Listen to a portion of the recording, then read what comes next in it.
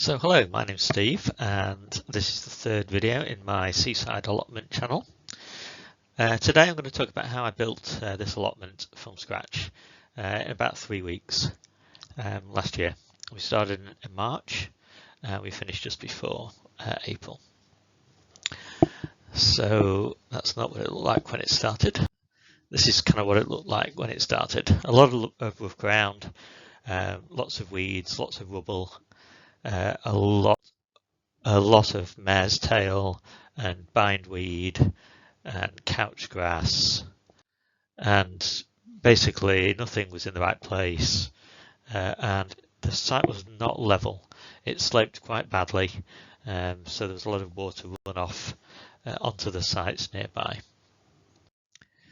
So the first thing we did was we built 3 compost bins. In fact, there's 4 compost bins now.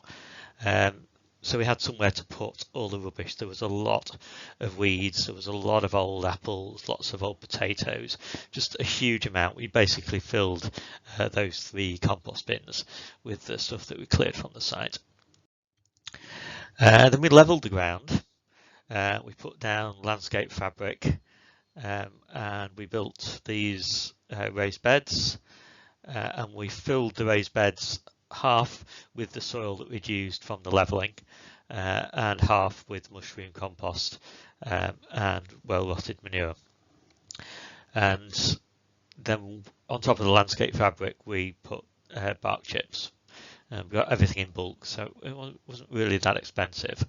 In fact, we paid back all of the investments that you'll see that we made in this allotment in the first 6 months of having it, from vegetables and fruits that we cropped.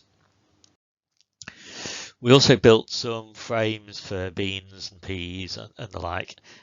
Most of that's all gone now, but we've kept the bean frame because we really liked it. It's actually living willow that we've let root into the ground and then we've killed by burning off the buds. We put polytunnel and mesh frames on top of a lot of the beds. They're all hinged to the beds to make it really easy to open and keep them nice and stable. And that's kind of what the plot looked like after about 3 weeks. The area of soil on the right we later grassed, and we put in a few extra beds around the periphery of it. The trees are apple trees that you can see. We also put in 2 big water butts. One of the downsides of having quite a lot of covered beds is you need a lot of water. So these 2 water butts have been essential. In fact, over winter, because we've run this allotment and cropped over the whole of winter, we almost ran out of water, even though they're filled from the little shed roof as well.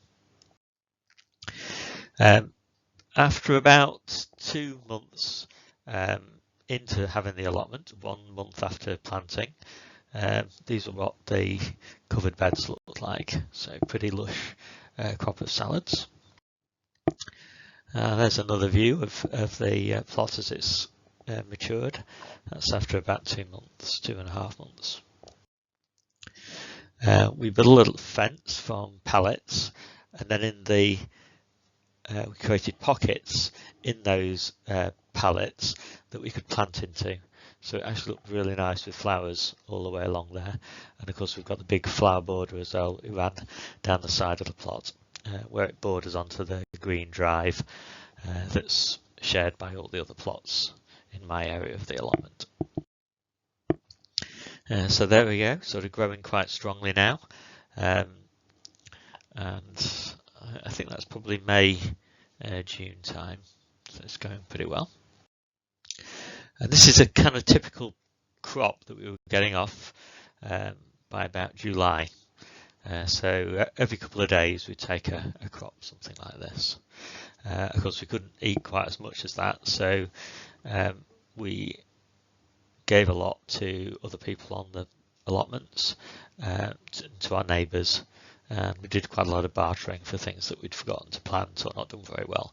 This is my first year of growing, so I didn't really know what I was doing. Grew too much of some things, grew too little of others. By this time my wife had become an enthusiastic allotmenteer as well, and she has now got her own plot that she's working on transforming. So this is kind of what it looked like. Beautiful August day. Everything just so lush and amazing. We absolutely love it. So by August time, I decided that I wanted to grow over winter. And so I took down a lot of the little bean frames and things that I'd built in March, and I started building these really simple design cold frames. They're pretty much exactly the same, well, they are the same size as all the other beds. They're just stacked on top of each other with a little angled piece on the very top, and the angled pieces can be moved to any of the other beds. So basically any of the beds in the whole of the allotment can be turned into a cold frame. The tops can just be unscrewed and stored away during summer, but obviously used in autumn and winter. In fact, we're still using them in spring. So some of them we dug down. So we dug down 6 to 8 inches, and we did that so that we could make hotbeds. So we've got 2 hotbeds on the site that have worked out absolutely amazingly. So we planted one of those in late autumn and the other one in late winter, and yeah, they've really extended the season for us and done really well. So there's 3. Well, the first 2 are cold frames, and the one at the back is the hotbed. So as I say, that's sunk down into the soil. So this is what the site looked like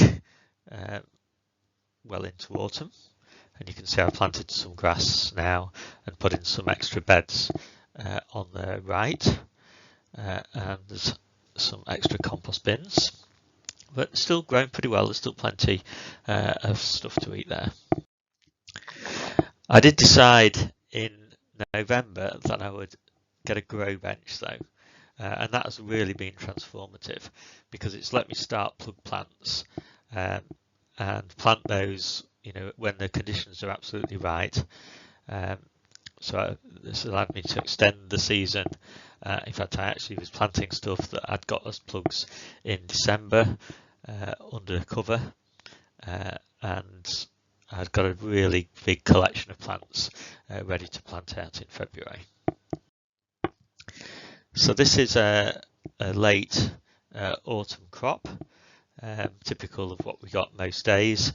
I wasn't actually cropping the tomatoes, we bartered those. And this is our Christmas crop of cooked veggies, or veggies for cooking, and salads as well on Christmas Day. And this was the New Year's Day crop, so everything was still going pretty well. And there's the plot, sort of slightly stretched out, unfortunately, and that's on New Year's Day.